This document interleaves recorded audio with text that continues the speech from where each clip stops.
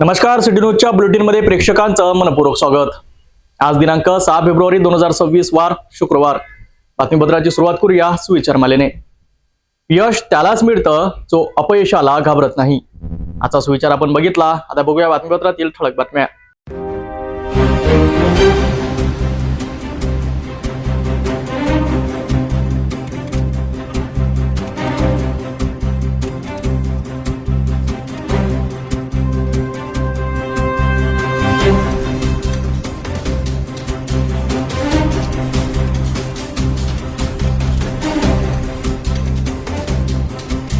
बातम्या बघितल्या तर घेऊ एक छोटासा ब्रेक। शादी और ब्याह की शुरुआत आराधना साड़ी के साथ। Aradhana wholesale shopping mall L2 Bijland complex Nandgaon Peth Amravati Jawahar road Amravati. Break नंतर बघूया सविस्तर बातम्या। अमरावती महानगरपालिकेत शुक्रवारी सत्तेचा कौल स्पष्ट झाला। महापौर आणि उपमहापौर पदासाठी झालेल्या निवडणुकीत भाजप आणि स्वाभिमान पक्षाने जोरदार बाजी मारली। हात वर करून घेतलेल्या मतदान प्रक्रियेत भाजपाचे श्रीचंद तेजवानी महापौर म्हणून तर स्वाभिमान पक्षाचे सचिन भेंडे उपमहापौर म्हणून निवडून आलेत। अमरावती महानगरपालिकेच्या विश्वरत्न डॉक्टर बाबासाहेब आंबेडकर सभागृहात शुक्रवार 6 फेब्रुवारी रोजी महापौर व उपमहापौर पदासाठी निवडणूक पार पडली। महापौर पदासाठी भारतीय जनता पक्षाकडून श्रीचंद तेजवानी, काँग्रेस पक्षाकडून संजय शिरभाते तर बहुजन समाजवादी पार्टीकडून इस्माईल लालूवाले हे उमेदवार निवडणूक रिंगणात होते। सभागृहात उपस्थित असलेल्या 87 नगरसेवकांनी हात वर करून मतदान केले। या मतदानात बीएसपीचे इस्माईल लालूवाले यांना 3 मते, काँग्रेसचे संजय शिरभाते यांना 16 मते तर भाजपाचे श्रीचंद तेजवानी यांना तब्बल 55 मते मिळाली। त्यामुळे श्रीचंद तेजवानी यांची महापौरपदी निवड झाली। तर उपमहापौर पदासाठी स्वाभिमान पक्षाकडून सचिन भेंडे, काँग्रेस पक्षाकडून लुबना तन्वीर तर बीएसपी कडून सचिन वैद्य हे उमेदवार होते। या निवडणुकीत काँग्रेसच्या लुबना तन्वीर यांना 16 मते, बीएसपीचे सचिन वैद्य यांना 3 मते तर स्वाभिमान पक्षाचे सचिन भेंडे यांना 55 मते मिळाली। त्यामुळे सचिन भेंडे हे उपमहापौरपदी यांची निवड झाली। नवनियुक्त महापौर आणि उपमहापौर यांचे जिल्हाधिकारी आशिष एरेकर आणि महानगरपालिका आयुक्त सौम्या शर्मा चांडक यांनी पुष्पगुच्छ देऊन अभिनंदन केले। श्रीचंद लक्ष्मणदास तेजवानी यांना सर्वात अधिक 55 मते मिळाल्यामुळे यांची महापौरपदी निवड झाली असे मी घोषित करतो।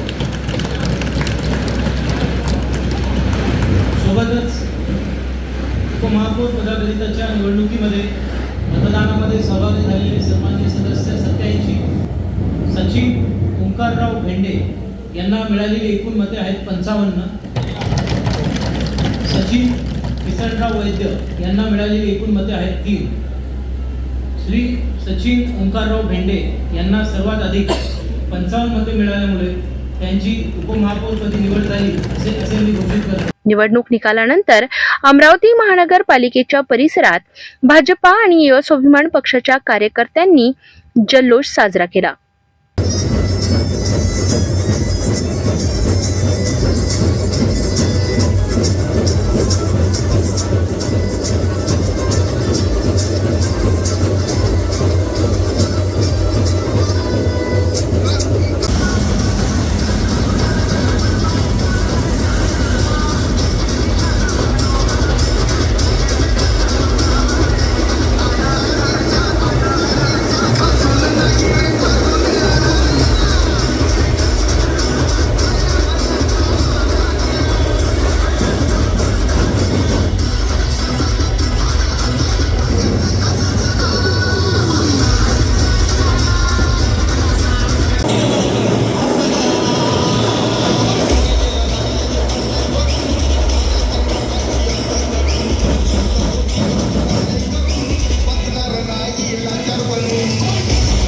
अमरावती महानगरपालिकेत भाजप आणि स्वाभिमान पक्षाचा विजय झाला आहे।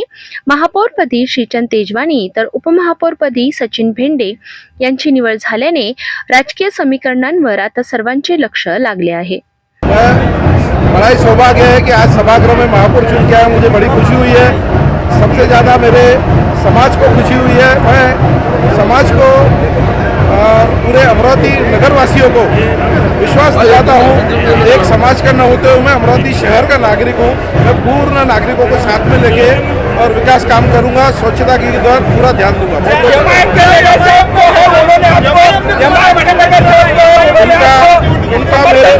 उनका मेरी पार्टी की और मेरे महापौर बनने के लिए जो विश्वास दिया है वह उनका भी बहुत बहुत आभारी हूँ। बहुत बहुत धन्यवाद।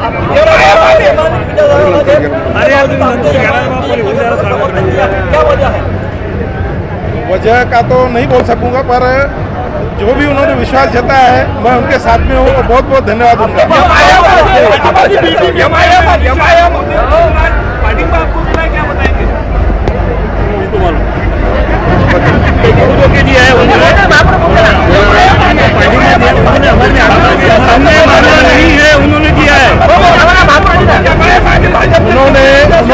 उन्होंने पार्टी पर और महापौर पर विश्वास जताते हुए सभागृह में उन्होंने अपना सहयोग दिया। उनका बहुत बहुत आभारी।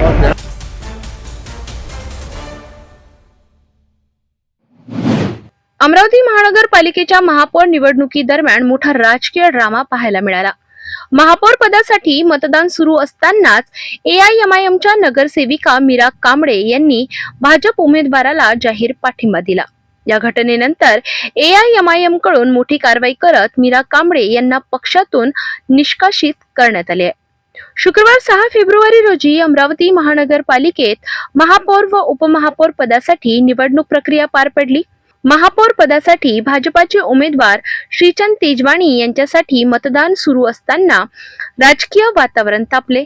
AIMIMच्या नगरसेविका मीरा कांबळे यांनी सभागृहात हात वर करत भाजपा उमेदवाराला म्हणजेच श्रीचंद तेजवानी यांना जाहीर समर्थन दिले। ही बाब पाहून AIMIMचे गटनेते अब्दुल हमीद यांनी मीरा कांबळे यांना हात खाली करण्यास सांगितले। मात्र मीरा कांबळे यांनी कोणत्याही दबावाला न जुमानता आपल्या निर्णयावर त्या ठाम राहून भाजपाच्या उमेदवाराला त्यांनी समर्थन कायम ठेवले। पदाचा आणि उपमहापौरपदाचा निवडणूक झाली। या निवडणुकीत तुम्ही कोणत्या पक्षाला मतदान केलं आणि या पक्षाला मतदान करण्याचं कारण काय होतं? मला जर महापौर बनवायचा होता आणि महापौर व्यक्ती माझ्यासाठी चांगले वाटले, ते काम करून घेणारे वाटले, तर माझे विचार त्यांच्याकडे वळले। तुम्ही MIMच्या नगरसेविका आहे, MIMची विचारधारा आणि भाजपची विचारधारा ही भिन्न विचारधारा आहे। असे असताना तुम्ही भाजपच्या उमेदवाराला आणि YSPच्या उमेदवाराला मतदान केलं, काय सांगा तुम्ही? हे माझे विचार मांडूनच मी मतदान केलेले आहे। पक्षाचा काही व्हीप होता का? पक्षाचा काही व्हीप होता का? पक्षाचा काही आदेश आला होता का की कोणाला मतदान केलं पाहिजे? नाही, मला पक्षाचा आदेश विदेश आलेला नाही आहे। पण मला जे समजा महापौर उपमहापौर मला जे माझ्या उपस्थित चांगले वाटले, मी त्यांना वोट केलं। तुमच्या पक्षाकडून तुम्हाला काही आदेश आला होता का की कोणाला मतदान करायचं महापौरसाठी उपमहापौरसाठी? काही असं बोलणं झालं होतं? नाही। आता तुम्ही पक्षाकडून केला तर कारवाई होईल पक्षाकडून, तर काय वाटेल? कारवाई झाली तर मार्ग पुष्कळ असतात। आपल्या पक्षातील सर्व नगरसेवक एकच बाजूला तटस्थ होते, परंतु आपण एक मात्र नगरसेवकांनी सर्व पाठिंबा दिला। आता ते बघू पुढे काय होईल। या घटनेमुळे AIMIM मध्ये अस्वस्थता निर्माण झाली। यानंतर AIMIMच्या पक्षाने तातडीने निर्णय घेत मीरा कांबळे यांना पक्षशिस्त भंगाच्या कारणावरून पक्षातून निष्कासित केले। या घटनेमुळे अमरावतीच्या राजकीय वर्तुळात मोठी खळबळ उडाली असून आगामी राजकारणावर याचे परिणाम होण्याची शक्यता व्यक्त केली जात आहे। खिलाफ हाथ उठाया है तो हम जो है बड़ों का भी डिसीजन ये हुआ है कि इन्हें पार्टी से निष्कासित किया जाता है बहुत जल्द, क्योंकि इन्होंने पार्टी की विचारधारा के खिलाफ फैसला लिया है। पार्टी के जो भी मशवरा था उसके खिलाफ गए हैं। ये इन्होंने जो काम किया ये पार्टी की विचारधारा के खिलाफ था। तो मीरा कांबळे जी जो प्रभाग क्रमांक 21 के एक SC समाज में कौन सा था गट, कौन सा था गट डा में जो थे आ में था, वो गट के हिसाब से उन्हें पार्टी से निष्कासित करने का ऑर्डर दिया है ऊपर के अधिकारियों ने। इसीलिए हम भी इस फैसले को मानते हैं, क्योंकि जो फैसला उन्होंने जो हाथ उठाया वो पार्टी के खिलाफ था।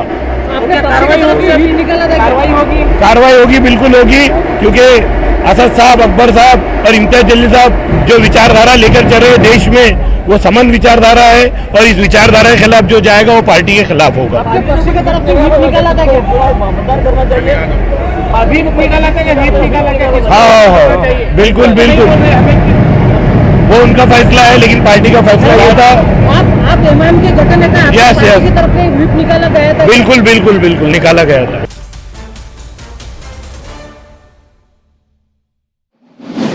राज्यातील राजकारणात आजचा दिवस अत्यंत महत्वाचा ठरला आहे. महाराष्ट्रातील अनेक महानगरपालिकांमध्ये महापौर आणि उपमहापौर पदाच्या निवडणुका पार पडल्या असून या निवडणुकांमध्ये भाजप आणि महायुतीने स्पष्ट वर्चस्व गाजवलं आहे. सोलापूर पासून नागपूर पर्यंत, जळगाव पासून नाशिक पर्यंत अनेक महत्वाच्या शहरांमध्ये नवे महापौर विराजमान झाले आहेत. कुठे बिनविरोध निवड तर कुठे मोठ्या मताधिक्याने विजय.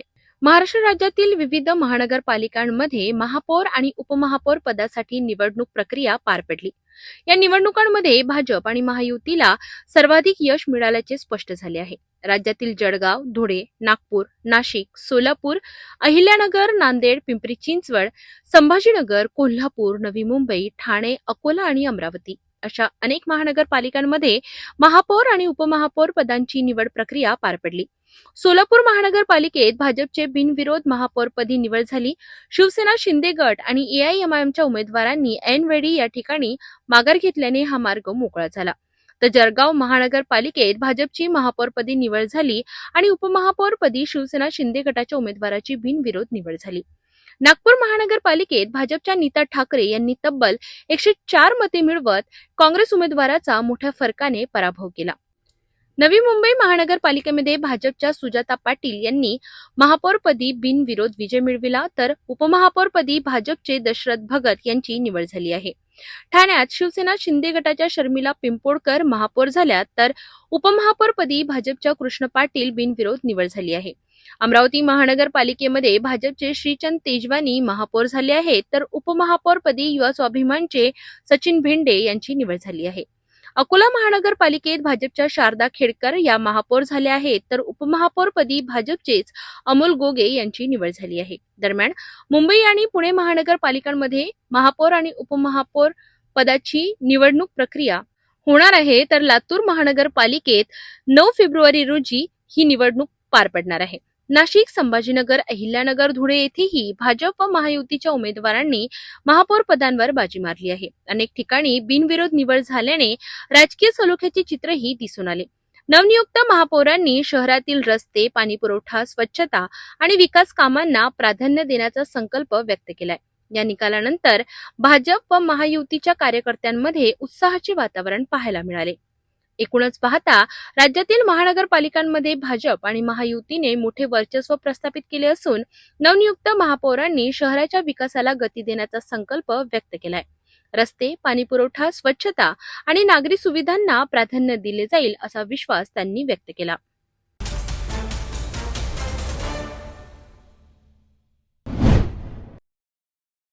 अमरावती शहरात अवैधरित्या सुरू असलेल्या रनिंग गावठी हातभट्टी उद्ध्वस्त करत गुन्हे शाखेच्या पथकाने तब्बल 3,31,000 रुपयांचा मुद्देमाल जप्त केला आहे.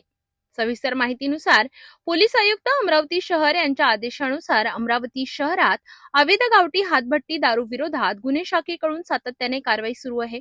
शुक्रवार 6 फेब्रुवारी रोजी गुन्हे शाखेचे पथक पेट्रोलिंग करीत असताना गुप्त बातमीदारामार्फत माहिती मिळाली की वलगाव रोडवरील रेल्वे लाईनच्या बाजूला तलावानजीक सार्वजनिक ठिकाणी एक इसम रनिंग हातभट्टीद्वारे गावठी दारू तयार करीत आहे. मिळालेल्या खात्रीशीर माहितीनुसार गुन्हे शाखेच्या पथकाने घटनास्थळी छापा टाकला. त्यावेळी रामनाथ कन्हैयालाल वाघमारे वय वर्ष 47 राहणार सिद्धार्थनगर नवसारी हा इसम अवैधरित्या हातभट्टी चालवत असल्याचे आढळून आले. छाप्यादरम्यान 150 लिटर गावठी हातभट्टी दारू, 1455 लिटर मोहमाचा सडवा, दारू तयार करण्याचे साहित्य असा एकूण 3,31,000 रुपयांचा मुद्देमाल जप्त करण्यात आला. या प्रकरणी आरोपी विरुद्ध महाराष्ट्र दारूबंदी कायदा कलम 65 क फ ड अन्वये गाडगेनगर पोलीस ठाण्यात गुन्हा दाखल करण्यात आलाय. अवैध दारू व्यवसायावर यापुढेही अशाच प्रकारे कठोर कारवाई सुरूच राहील असा इशाराही पोलिसांनी दिलाय.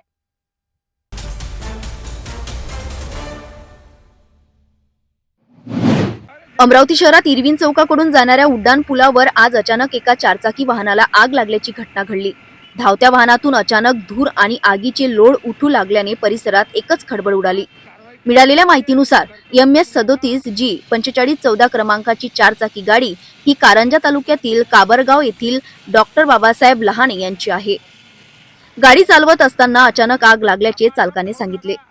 घटना लक्षात येताच चालकाने तातडीने गाडी बाजूला थांबवली आणि स्वतः सुरक्षित ठिकाणी गेला. या घटनेची माहिती मिळताच अग्निशमन दलाची गाडी तात्काळ घटनास्थळी दाखल झाली. अग्निशमन दलाने वेळीच आग आटोक्यात आणल्यामुळे मोठा अनर्थ टळला. मात्र या आगीत 4 चाकी वाहनांचे मोठ्या प्रमाणात नुकसान झाले आहे. दरम्यान आगीमुळे काही काळ उड्डाणपुलावरील वाहतूक विस्कळीत झाली होती. पोलिसांनी घटनास्थळी बंदोबस्त ठेवत वाहतूक सुरळीत केली. आग नेमकी कशामुळे लागली याचा तपास सुरू असून शॉर्ट सर्किटची शक्यता वर्तवली जात आहे. काहीच नाही, मी इथून बुक डेपो पासून आलो, रेल्वे स्टेशन पासून, आणि गाडी उड्डाण पुलावर एक झटका मारला गाडीनं, पिकअप सोडलं. मी मीटरच्याकडे बघितलं तर मीटरचे सगळे लाईट लागले. त्यानंतर गाडीनं डायरेक्ट लेफ्ट साईडनं पेट घेतला. कितने लोग थे गाड़ी में? हां, गाड़ी में कितने लोग थे? लोक कोणीच नाहीत, मी एकटाच आहो. तुम ड्रायव्हर आहे? हो. कुठून आली गाडी? गाडी कुठची आहे? गाडी कामरगावची आहे. गाडी गॅरेजवर कामासाठी आली. तालुका कोणता आहे? भाजी कारण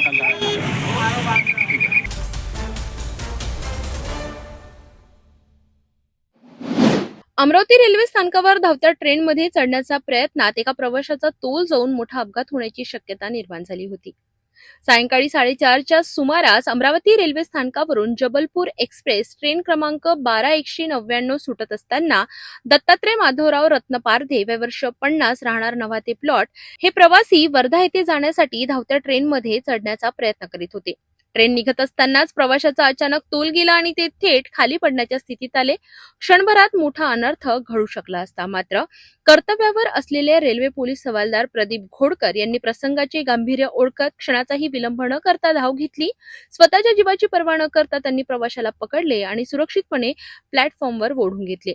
त्यांच्या या धाडसी आणि प्रसंगावधानपूर्ण कृतीमुळे एका प्रवाशाचा जीव वाचला असून रेल्वे स्थानकावर उपस्थित नागरिकांनीही पोलिसांच्या कार्याचे कौतुक केले. या घटनेनंतर संबंधित प्रवाशाने रेल्वे पोलिसांचे मनपूर्वक आभार मानले आणि त्यानंतर ते दुसऱ्या मार्गाने वर्धा येथे रवाना झाले. दरम्यान नागपूर लोहमार्ग पोलिसांकडून प्रवाशांना स्पष्ट आवाहन करण्यात आले आहे की धावत्या ट्रेनमध्ये चढू नये, धावत्या ट्रेनमधून उतरू नये आणि रेल्वे लाईन ओलांडण्याचा प्रयत्न करू नये. अशा निष्काळजीपणामुळे जीवितहानी होण्याची शक्यता नाकारता येत नाही.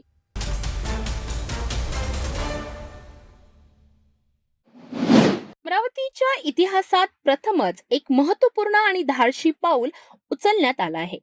आता जनतेचा आवाज थेट पोहोचणार पोलीस आयुक्तांपर्यंत. पोलिसांकडून न्याय न मिळालेल्या नागरिकांसाठी ही एक नवी आशेची किरण ठरणार आहे. काय आहे ही नवी व्यवस्था, कोण करू शकतो तक्रार आणि कधी कुठे होणार हा जनता दरबार जाणून घेऊया सविस्तर. अमरावती शहरात अनेकदा असा अनुभव नागरिकांना येतो की तक्रार असूनही पोलीस स्टेशनमध्ये ती नोंदविली जात नाही किंवा तक्रार नोंद झाली तरी त्यावर कारवाई होत नाही. कधी राजकीय दबाव, कधी गुंडागर्दीची भीती, तर कधी प्रशासनातील दुर्लक्ष. या सगळ्यांमुळे सामान्य नागरिक न्यायापासून दूर राहतो. मात्र आता या सगळ्यांना आळा घालण्यासाठी अमरावती पोलीस आयुक्त कार्यालयाने एक ऐतिहासिक निर्णय घेतला आहे. शहराच्या इतिहासात पहिल्यांदाच जनता दरबार या उपक्रमाची सुरुवात करण्यात येत आहे. या जनता दरबारात ज्यांना पोलिसांकडून न्याय मिळाला नाही, ज्यांची तक्रार नोंदविली गेली नाही किंवा नोंदवूनही त्यावर कारवाई झाली नाही, अशा सर्व नागरिकांना थेट पोलीस आयुक्तांसमोर आपली व्यथा मांडता येणार आहे. या उपक्रमाअंतर्गत दर शनिवारी दुपारी 4 ते 6 वाजेपर्यंत पोलीस आयुक्त स्वतः नागरिकांच्या तक्रारी ऐकणार आहेत.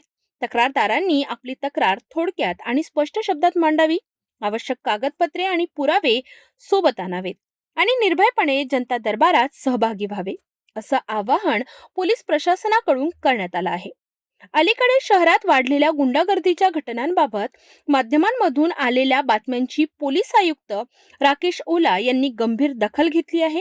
ते आधीपासूनच कडक शिस्तीचे आणि कठोर भूमिकेचे अधिकारी म्हणून ओळखले जातात. त्यांच्या थेट देखरेखीखालीच हा जनता दरबार पार पडणार आहे. पोलीस आयुक्तांसोबत इतर वरिष्ठ अधिकारीही उपस्थित राहणार असून तक्रारींवर तात्काळ निर्णय आणि कार्यवाही केली जाणार आहे. अमरावतीकरांसाठी ही एक मोठी आणि दिलासादायक बातमी आहे. न्यायासाठी भटकंती करणाऱ्या सामान्य नागरिकांना आता थेट पोलीस आयुक्तांकडे दाद मागण्याची संधी मिळणार आहे. जनतेचा आवाज थेट प्रशासनापर्यंत पोहोचविणारा हा उपक्रम नक्कीच अमरावतीसाठी एक नवा आदर्श ठरेल.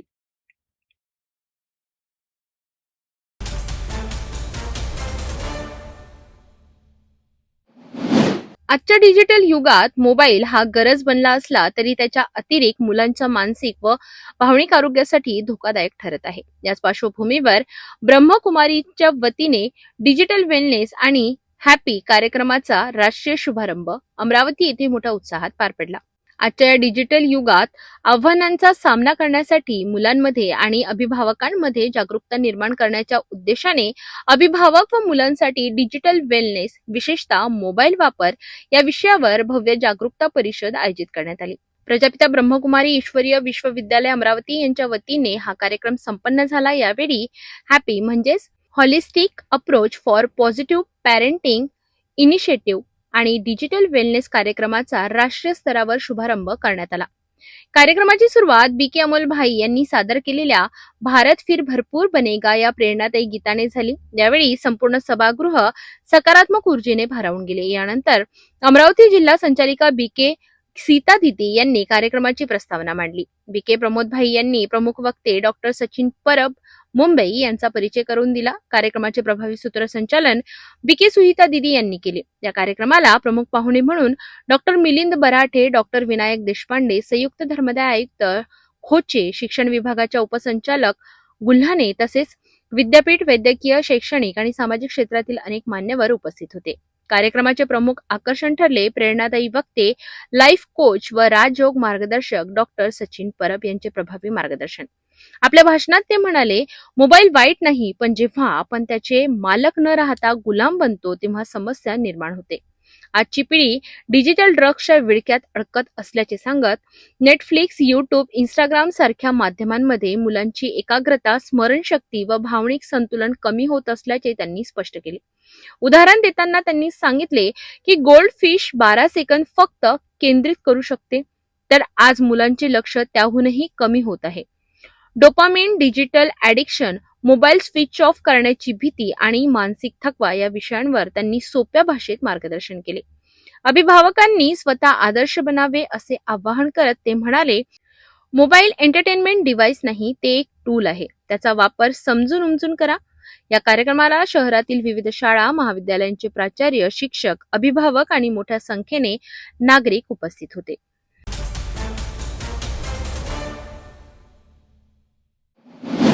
हनुमानगढी येथे शुक्रवारी भक्ती, श्रद्धा आणि उत्साहाचे अद्भुत दर्शन घडले.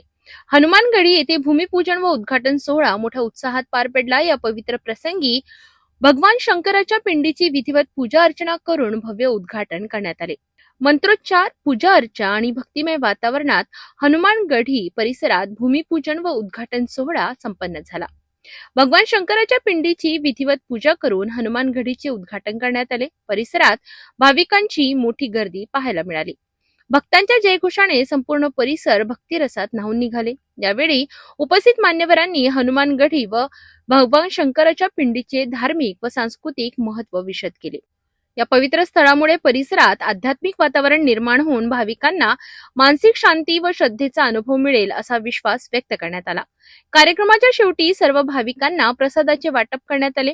संपूर्ण कार्यक्रम शांततेत आणि भक्तिभावाने पार पडला. दरम्यान याच ठिकाणी उभारण्यात येणाऱ्या भव्य रिट्रीट सेंटर प्रकल्पाचे भूमिपूजनही पार पडले.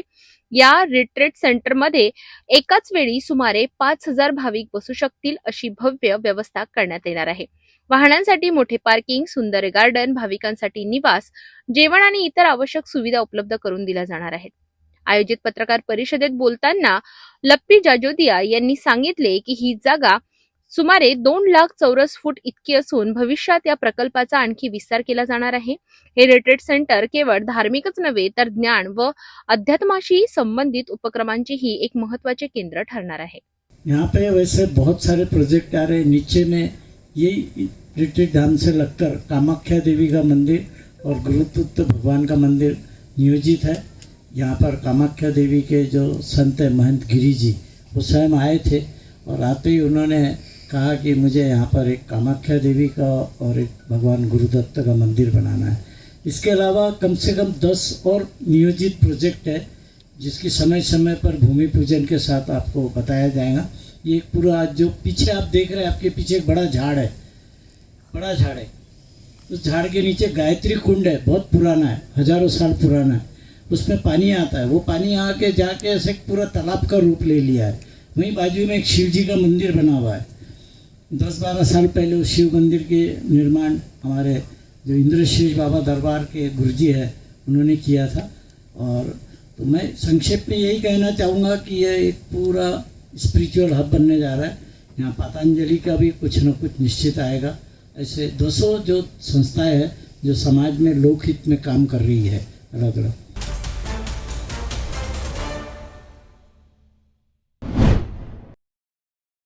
नागपूरमधून एक धक्कादायक घटना समोर आली आहे। लग्नाचे आमिष दाखवून एका महिला इव्हेंट ऑर्गनायझरवर लैंगिक अत्याचार केल्याचा गंभीर आरोप करण्यात आला आहे। या प्रकरणी मोमीनपुरा येथील एका तरुणाविरोधात तहसील पोलीस ठाण्यात गुन्हा दाखल करण्यात आलाय। सविस्तर माहितीनुसार नागपूर शहरातील तहसील पोलीस ठाण्याच्या हद्दीत घडलेली ही घटना आहे। पीडित महिला सुमारे 30 वर्षांची असून ती एक इव्हेंट ऑर्गनायझर म्हणून काम करते। पीडित महिलेच्या पतीचे दुसऱ्या महिलेसोबत प्रेमसंबंध असल्याने तिने पतीपासून वेगळा राहण्याचा निर्णय घेतला। ती एकटी राहत होती आणि लग्न समारंभ व इतर कार्यक्रमांचे आयोजन करण्याचे काम करीत होती। याच दरम्यान तिची ओळख मोमीनपुरा परिसरात राहणाऱ्या शेख शाहिद प्यारे शेख वय वर्ष 25 याच्याशी झाली। या ओळखीचे पुढे मैत्रीत रूपांतर झाले।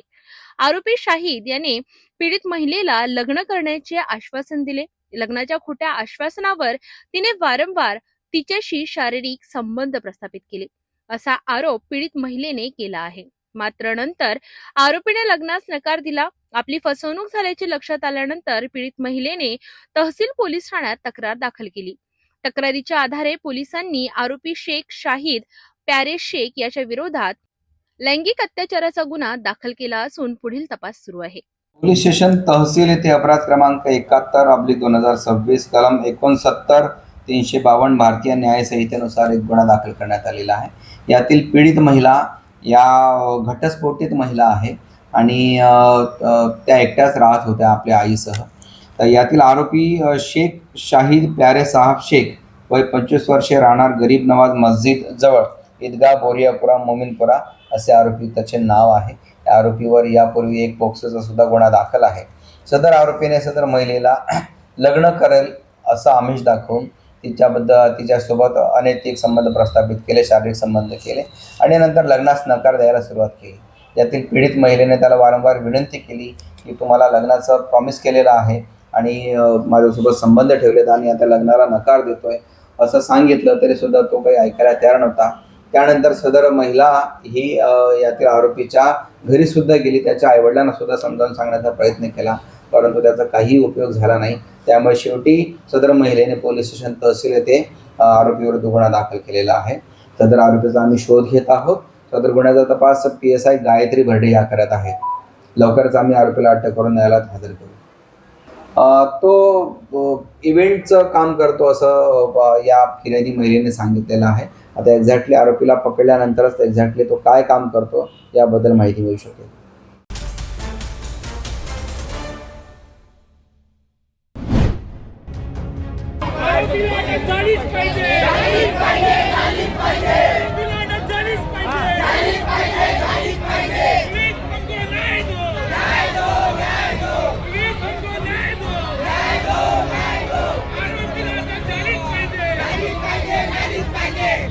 नागपूरच्या जरीपटका परिसरात सिगारेट विकण्याच्या कारणावरून झालेल्या किरकोळ वादातून एका तरुणीवर चाकूने प्राणघातक हल्ला करण्यात आला असून उपचारादरम्यान तिचा मृत्यू झाला आहे। या घटनेनंतर संपूर्ण परिसरात तणावाचं वातावरण निर्माण झालं असून संतप्त नागरिकांनी आणि कुटुंबियांनी थेट जरीपटका पोलीस ठाण्याला घेराव घालून न्यायाची मागणी केली आहे।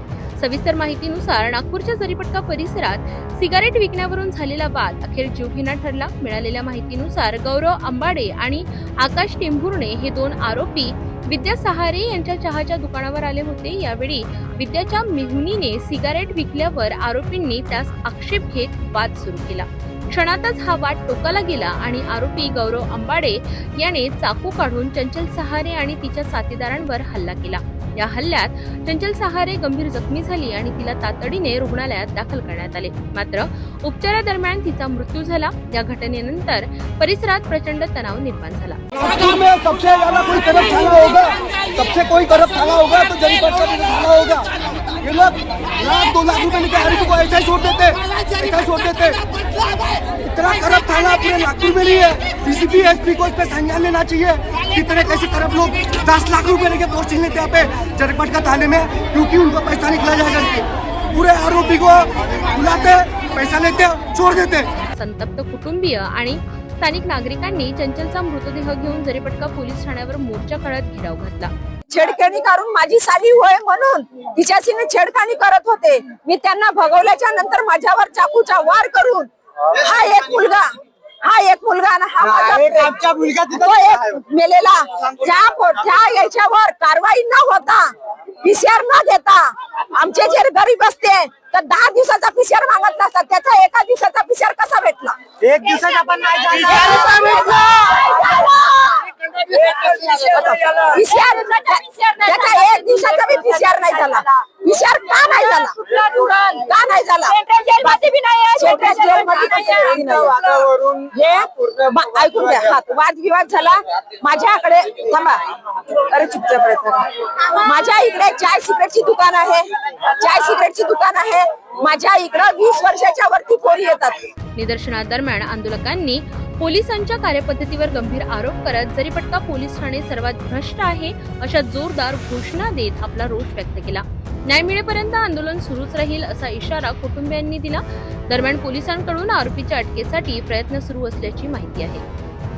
1/2/2026 रोजी यातील फिर्यादी विद्या सहारे यांच्या टपरीचं चहाच्या टपरीचं दुकान आहे जिंदरवाच्या साईडला. तिथे यातील आरोपी गौरव अंबादे आणि आकाश टेंभुर्णे हे चहा घेण्यासाठी आले. त्यांनी त्या विद्या सहारे त्यांना सांगितलं की तू आमच्या साईला सिगरेट का विकतो. तर त्यांच्यासोबत त्यांचं भांडण झालं. तर त्या विद्या सहारेने आपल्या मुलाला बोलून घेतलं. त्यांचे मिस्टर आणि ते दोघे म्हणून चहाची टपरी चालवतात. तर मग त्यांचा मुलगा पण आला आणि मग यातील जे गौरव अंबादे आहे याने आपल्या जवळ एक छोटा चाकू काढून त्यांच्यावर हमला केला. त्याच्यामुळे त्यामध्ये विद्या सहारे यांच्या हातावर मार लागला आणि जे मृतक आहे चंचल सहारे त्यांच्यासोबत एक त्याचा मित्र पण आला होता. त्यांना पण किरकोळ मार लागला. पण जो हा आहे सहारे आपला चंचल सहारे त्याच्या पोटावर एक अर्धा इंचीचा घाव लागला होता. त्या अनुषंगाने त्यांना आम्ही मेवा इथं हॉस्पिटलला भरती केलं होतं. परंतु ते पूर्ण ट्रीटमेंट न करता मेवा हॉस्पिटल त्यांनी स्वतःच तिथून निघून गेले. 2-3 दिवस त्यांनी मग काही स्वतःवर ट्रीटमेंट केली नाही. त्यांच्यावर त्यांच्या जे छोटा घाव लागला होता पोटावर त्याचं इन्फेक्शन झालं.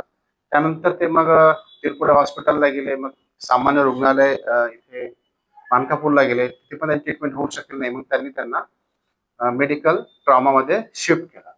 दिनांक 4ला त्यांचं मग तिथे ऑपरेशन झालं. इन्फेक्शन खूप वाढलं असल्यामुळे ते काही त्यामध्ये सावरू शकलं नाही. आज दिनांक 6ला सकाळी त्यांचा उपचारादरम्यान मृत्यू झाला. त्या अनुषंगाने आम्ही त्यामध्ये 302 जे IPC जुना त्यामध्ये मर्डरचं सेक्शन वाढवलंय. दोन्ही आरोपींना अटक केलेला आहे. एक आरोपी जो आहे सेंट्रल जेलला 5 आहे व एक आमच्या सध्या ताब्यात आहे. आज त्यांचं फिनरल असताना ते अचानक पोलीस स्टेशनला आवारात त्याची बॉडी घेऊन आले व आरोपींना अटक करा अशी त्यांची मागणी होती. आम्ही त्यांना समजून सांगितलं की दोन्ही पण आरोपी याच्यामध्ये अटक आहे.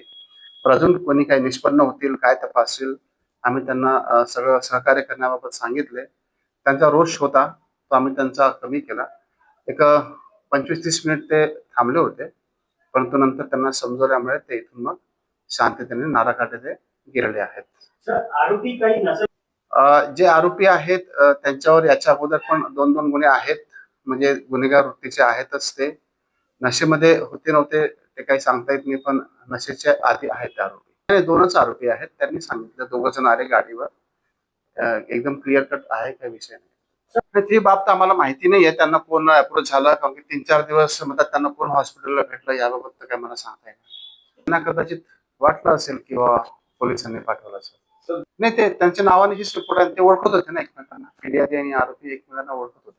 म्हणजे जे आरोपी आहेत त्यांचं असं म्हणणं होतं की तुम्ही आमच्या साडी जे आहेत त्याची तिथे यायचे छावर त्यांना सिगरेट का विकता, या वादावरून ते आता तपासात समजेल, निष्पन्न होईल. तपास चालू आहे.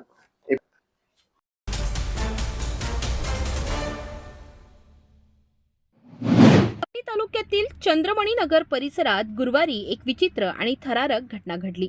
एका रहिवाशाच्या घरात थेट जखमी हरणाने शिरकाव केल्याने परिसरात भीती आणि कुतूहलाचं वातावरण निर्माण झालं. सविस्तर माहितीनुसार कामठी तालुक्यातील चंद्रमणी नगर येथे गुरुवारी दुपारच्या सुमारास अचानक एक जखमी हरिण रहिवाशी हर्षद अढाऊ यांच्या घरात शिरले. अत्यंत घाबरलेल्या अवस्थेत असलेले हे हरिण जीव वाचवण्यासाठी सैरावैरा धावत होते. शिकारी प्राण्यांचा पाठलाग किंवा रस्ता ओलांडताना झालेल्या दुखापतीमुळे हे हरिण जखमी झाल्याचा अंदाज व्यक्त केला जात आहे. उघड्या दारातून थेट घरात शिरलेले हे हरिण एका कोपऱ्यात जाऊन बसले. घरात अचानक वन्य प्राणी दिसताच आढाव कुटुंबीय काही काळ दचकले. मात्र हरणाची दयनीय अवस्था पाहून त्यांनी संयम राखत तातडीने स्थानिक नागरिकांना माहिती दिली. घटनेची माहिती पसरताच परिसरात नागरिकांची मोठी गर्दी जमली. काही काळ परिसरात भीतीचे आणि खळबळजनक वातावरण पाहायला मिळाले. दरम्यान नागरिकांनी तात्काळ वन विभागाशी संपर्क साधला. माहिती मिळताच वन विभागाचे पथक घटनास्थळी दाखल झाले. वन विभागाच्या कर्मचाऱ्यांनी अत्यंत कौशल्याने आणि सुरक्षित पद्धतीने हरणाला ताब्यात घेतले. हरणाच्या अंगावर जखमा आढळून आल्याने त्याला तातडीने प्राथमोपचार देण्यात आले. यानंतर पुढील उपचारासाठी हरणाला वन विभागाच्या रेस्क्यू सेंटरमध्ये हलविण्यात आले. सध्या हरणाची प्रकृती स्थिर असून त्याच्यावर उपचार सुरू असल्याची माहिती वन विभागाकडून देण्यात आली आहे.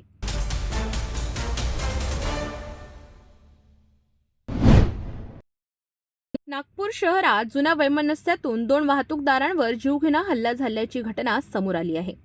कामठी रोडवरील ऑटोमोटिव्ह चौकात घडलेल्या या थरारक घटनेमुळे परिसरात काही काळ तणाव आणि भीतीचे वातावरण निर्माण झाले होते. सविस्तर माहितीनुसार नागपूरच्या कामठी रोडवरील ऑटोमोटिव्ह चौकात गुरुवारी रात्री जुन्या वैमनस्यातून 2 वाहतूकदारांवर हल्ला करण्यात आला. या हल्ल्यात गोल्डी कालेर वय वर्ष 50 राहणार बाबा बुद्धजी नगर आणि बंटी संधू वय वर्ष 54 राहणार टेकानाका हे दोघे जखमी झाले आहेत.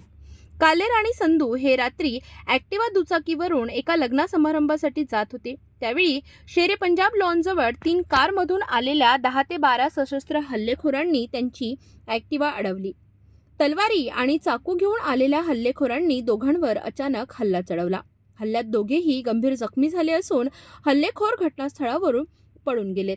या घटनेमुळे परिसरात मोठी घबराहट पसरली असून नागरिकांमध्ये दहशतीचे वातावरण निर्माण झाले. जखमी अवस्थेत दोघांनाही तातडीने रुग्णालयात दाखल करण्यात आले. घटनेची माहिती मिळताच यशोधरानगर पोलीस घटनास्थळी दाखल झाले आणि तपास सुरू केला. स्थानिक रहिवाशांनी जबू आणि रंधावा या व्यक्तींचा हल्ल्यात सहभाग असल्याचे पोलिसांना सांगितले. मिळालेल्या माहितीनुसार हल्लेखोर संध्याकाळपासूनच कालेर आणि संधू यांचा शोध घेत होते आणि घरातून निघताच त्यांनी कारमधून त्यांचा पाठलाग सुरू केला होता. कालेर हा मकोका अंतर्गत फरार आरोपी गुल्लूचा नातेवाईक असून याच पार्श्वभूमीवर हा हल्ला झाल्याचा संशय व्यक्त केला जात आहे. रात्री उशिरापर्यंत पोलीस तपास सुरू होता. नागपुरात गुन्हेगारी घटनांमध्ये वाढ होत असल्याचे चित्र पुन्हा एकदा समोर आले आहे. या प्रकरणात आरोपींचा शोध घेण्यासाठी पोलिसांचे पथक कामाला लागले असून तपास सुरू आहे.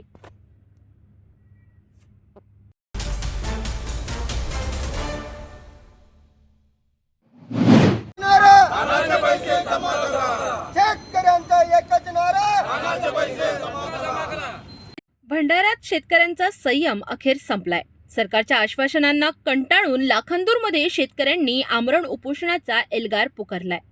भंडारा जिल्ह्यातील लाखांदूर शहरातील शिवाजी चौक इथे 5 फेब्रुवारीपासून शेतकऱ्यांनी आमरण उपोषण सुरू केलं आहे. धान विक्री करून अनेक महिने उलटूनही शेतकऱ्यांच्या खात्यात चुकारे जमा न झाल्याने प्रचंड असंतोष पसरला आहे. शेतकरी आणि शिवसेनेचे पदाधिकारी आक्रमक भूमिकेत उपोषणावर बसले असून आता आश्वासन नको, थेट निर्णय हवा अशी ठाम भूमिका आंदोलनकर्त्यांनी घेतली आहे. उपोषणकर्त्यांच्या प्रमुख मागण्या स्पष्ट आहेत. धान विक्रीचे थकीत चुकारे तात्काळ द्यावेत. धान खरेदीची लिमिट वाढवावी. लाखांदूर येथे उभारलेल्या प्रशासकीय इमारतीचे लोकार्पण त्वरित करावे. उपोषणाचा पहिला दिवस तणावपूर्ण ठरला असून मागण्या पूर्ण होईपर्यंत उपोषण मागे न घेण्याचा निर्धार शेतकऱ्यांनी व्यक्त केलाय. प्रशासनाने वेळ काढूपणा केल्यास आंदोलन अधिक तीव्र, व्यापक आणि रस्त्यावर उतरवण्याचा इशाराही देण्यात आला आहे. हे उपोषण केवळ लाखांदूरपुरते मर्यादित न राहता संपूर्ण भंडारा जिल्ह्यातील शेतकऱ्यांच्या वेदनेचा आवाज बनत असल्याचं चित्र आहे. माझे नाव विनोद दागोजी ढोरे, मुक्काम पोस्ट सरांडी बुजुर्ग, तालुका लाखांदूर, जिल्हा भंडारा. मी शिवसेना उद्धव बाळासाहेब ठाकरे पार्टीचा तालुका अध्यक्ष म्हणून कार्य करत आहे. आज मागील 3 महिन्यापासून शेतकरी, शेतमजूर, गोरगरीब जनतेचं महाराष्ट्र सरकारनं हाल मांडलेले आहेत. सन्माननीय ह्या विधान परिषदेचे आमदार परिणय फुके साहेब म्हणतात की माझ्या श्रेयवादामुळे शेतकऱ्याच्या खात्यावर पैसे जमा होत आहेत. म्हणजेच याचं तात्पर्य असा की 3 महिने जे लेट पैसे झाले याला सर्वस्वी जबाबदार परिणय फुके साहेबच आहेत. मग परिणय फुके साहेबांना माझा एक प्रश्न आहे की साहेब 3 वर्ष तुम्ही काय 3 महिने तुम्ही काय करत होत्या? मग एवढाच तुमच्यामध्ये दम होता, तुमच्यामध्ये कार्यकुशलता होती, मग तुम्ही लिमिट वाढवून द्या ना शेतकऱ्यांसाठी लिमिट वाढवून द्या. त्या दिवशी तुम्ही पालकमंत्र्यासोबत होत्या लाखांदूर तालुक्यामध्ये, तर मग प्रशासकीय इमारतीचा लोकार्पण सोहळा तुम्ही का नाही केल्या? आज मागील 2 वर्षापासून प्रशासकीय इमारत धूळखात पडलेली आहे. याची तुम्हाला खंत वाटायला पाहिजे परिणय फुके साहेब. शेतकऱ्याचा एकच नारा, शेतकऱ्याचा एकच नारा, तात्काळ तुम्ही लिमिट वाढवून द्या, 100% धानाचे पैसे जमा करा आणि प्रशासकीय इमारतीचा लोकार्पण सोहळा त्वरित करा, तात्काळ करा.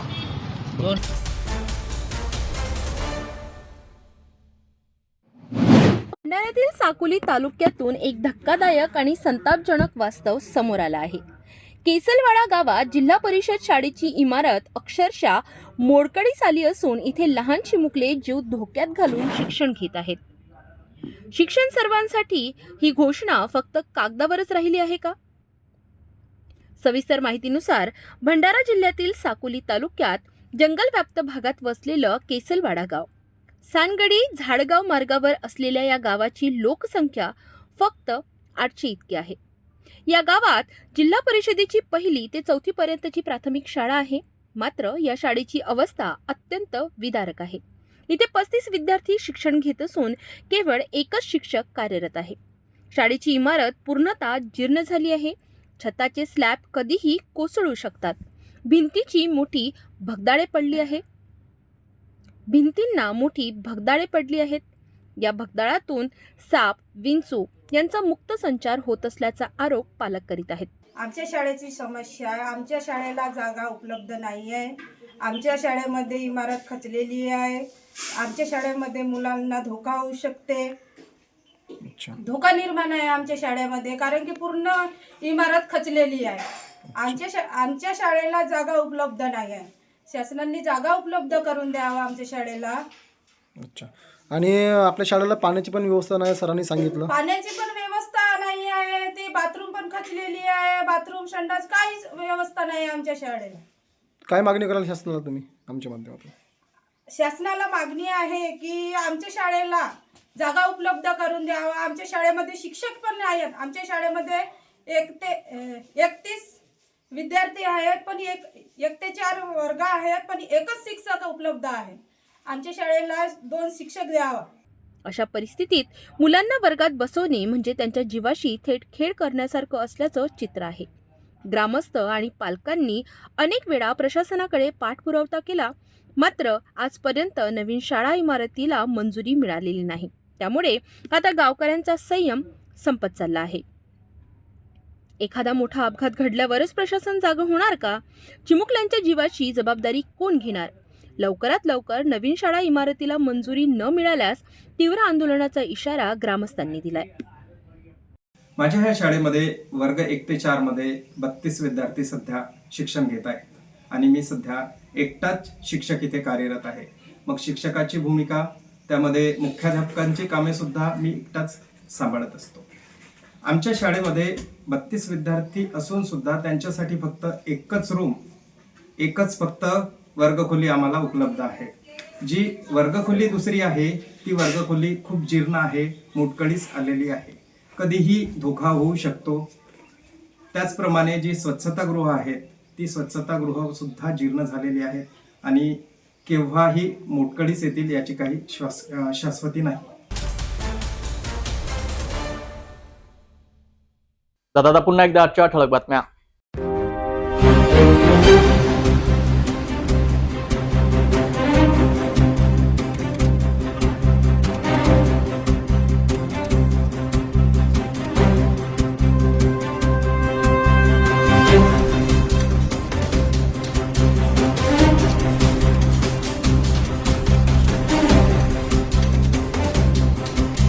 आपण आता सिटी न्यूज चॅनल आपल्या टीव्हीवर सुद्धा बघू शकता. यामध्ये next channel number 117, Jio channel number 872, JTBL channel number 73, Fastway channel number 256 वर बघू शकाल. आता अमरावती जिल्ह्यानंतर विदर्भ आणि महाराष्ट्राचे दर्शक घर बसल्या आपल्या केबल टीव्हीवर सिटी न्यूज बातमी पाहू शकाल. यात Chhatrapati Sambhajinagar next set box number 14, Yavatmal set box number 12, Washim set box number 26, Nanded set box number 17, Mahur set box number 07, Akola आरआरची सेट बॉक्स नंबर 899 वर लवकरच आम्ही आपल्यापर्यंत पोहोचणार आहोत.